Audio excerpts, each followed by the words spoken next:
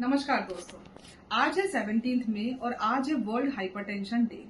आज हम जानेंगे कि हार्ट डिजीज क्या होती है, उसके क्या क्या सिम्टम्स होते हैं और उसके क्या क्या रिस्क फैक्टर होते हैं। इसके अलावा उसको हम किस तरह से प्रिवेंट कर सकते हैं थ्रू डाइट, थ्रू मेडिकेशन और लाइफस्टाइल को चेंज करके। जो भी ऐसी कंडीशन रहती है जो हमारी हार्ट को अफेक्ट करती है वो हार्ट डिजीज होती है, या जिसको हम हृदय संबंधी बीमारियां बोलते हैं।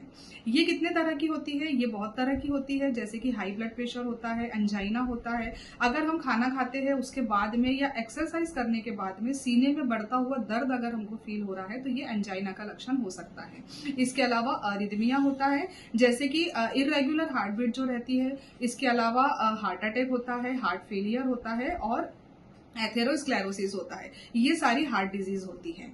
हार्ट डिजीज को कैसे पहचानेंगे? तो हार्ट डिजीज को पहचानने के लिए सबसे पहली बात तो ब्लड प्रेशर हमेशा बढ़ा हुआ रहता है, हाथ पैरों में झुनझुनी आती है, आपकी शॉर्ट ब्रीदिंग होती है। अगर आप सीढ़ियां उतर चढ़ रहे हैं, थोड़ा सा आप चल फिर रहे हैं तो आपकी सांस फूलना चालू हो जाती है, नमनेस रहती है हाथों में और पैरों में। इसके अलावा अगर आप बायोकेमिकल पैरामीटर्स देखते हैं तो एलडीएल का लेवल, वीएलडीएल का लेवल और कोलेस्ट्रॉल का लेवल बढ़ा हुआ रहता है, वहीं पे एचडीएल का लेवल कम रहता है। ये सारी चीजें इंडिकेट करती है कि कहीं ना कहीं आप हार्ट डिजीज से ग्रसित हो रहे हैं। इसके क्या क्या रिस्क फैक्टर हो सकते हैं? सबसे पहला रिस्क फैक्टर तो होता है कि हेरिडिटी। अगर आपके पेरेंट्स को, आपके ग्रैंड पेरेंट्स को हार्ट डिजीज हो तो हो सकता है कि लेटर ऑन आपको भी ये बीमारी हो।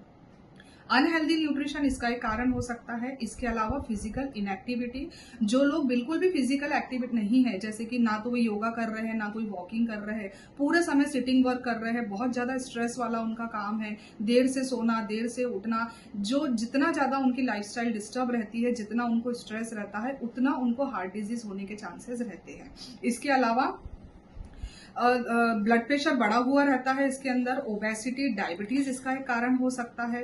जो लोग स्मोक करते हैं, अल्कोहल लेते हैं या टोबैको लेते हैं, उन लोगों को भी हार्ट डिजीज बहुत जल्दी होती है। डिसलिपिडीमिया और हाइपरग्लाइसीमिया, ये सारे के सारे रिस्क फैक्टर होते हैं हार्ट डिजीज के।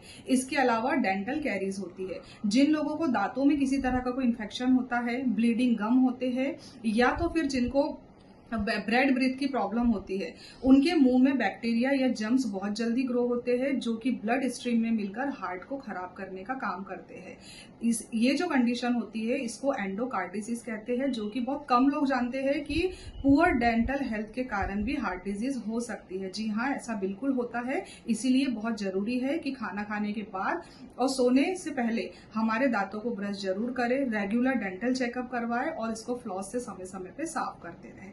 इसके बाद में जो हार्ट डिजीज होती है उसके लिए हम इसका प्रिवेंशन और प्रिकॉशन कैसे लेंगे डाइट के थ्रू, वो हम जानेंगे पार्ट 2 में। Thank you so much.